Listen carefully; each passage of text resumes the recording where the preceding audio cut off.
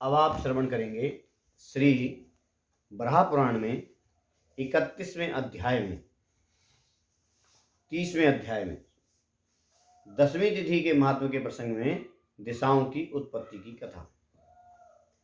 तो मुनिवर महातपा कहते हैं, राजन, अब जिस प्रकार भगवान श्री हरि के कानों से दिशाएं उत्पन्न हुई हैं, वह कथा भी मैं तुमसे कहता हूँ।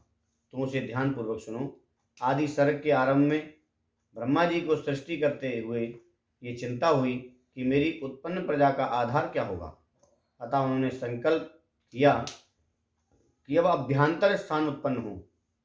उनके यानी कि स्थानों के अंदर, जैसे पूर्व पश्चिम हो गए तो बीच की कोने, ये अभ्यंतर में जैसे होता ना अंतर दिशा, वो दशा अंतरदशा, ऐसे ही अभ्यंतर अंदर को।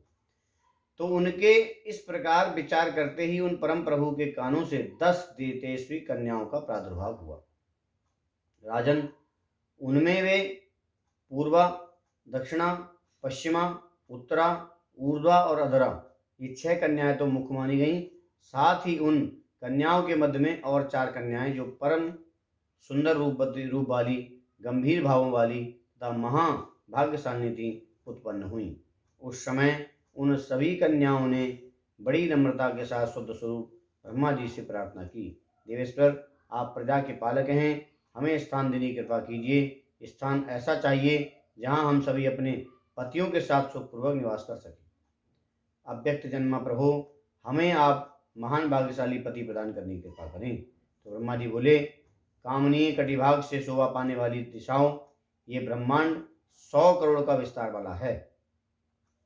इसके अंतर्गत तुम संतुष्ट होकर यथेष्ट स्थानों पर विराजमान निवास करो। मैं शीघ्र ही तुम्हारे अनुरूप सुंदर एवं नवयुवक पतियों का भी निर्माण करके देता हूँ। तदनंतर इच्छानुसार तुम सभी अपने अपने स्थानों पर चली जाओ। राजन, जब ब्रह्मा जी ने इस प्रकार कहा तो वे सभी कन्याएं इच्छित स्थानों को चली गईं। फिर उन प्रभु ने उन्हीं उसी क्षण महान पराक्रमी लोकपालों की रचना कर एक बार उन कन्याओं को पुनः अपने पास वापस बुलाया।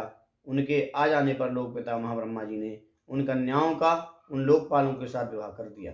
उत्तम व्रत का पालन करने वाली राजन, उस अवसर पर उन परम प्रभु ने पूर्वा नाम की कन्या का विवाह इंद्र के साथ, आग्नेय दिक का अग्निदेव के साथ और दक्षिणा का यम के साथ, नैऋति के साथ, पश्चिमा का वरुण के साथ और वायव्य दिक का वायु के साथ और उत्तरा का कुबेर के साथ तथा ईशानी दिक का भगवान शंकर के साथ विवाह कर प्रारंभ कर दिया। तो ऊर्ध्वा दिशा के अधिष्ठाता वे स्वयं बने और अधोलोक की अध्यक्षता उन्होंने शेषनाग को दे दी।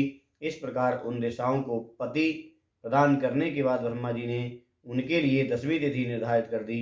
वही तिथि उन्हें अत्यंत प्रिय बन गई। तो राजन, जो उत्तम व्रत का पालक पुरुष 10वीं तिथि के दिन केवल दही खाकर व्रत करता है, उसके पाप का नाश करने के लिए वे देवियां सदा तत्पर रहती हैं।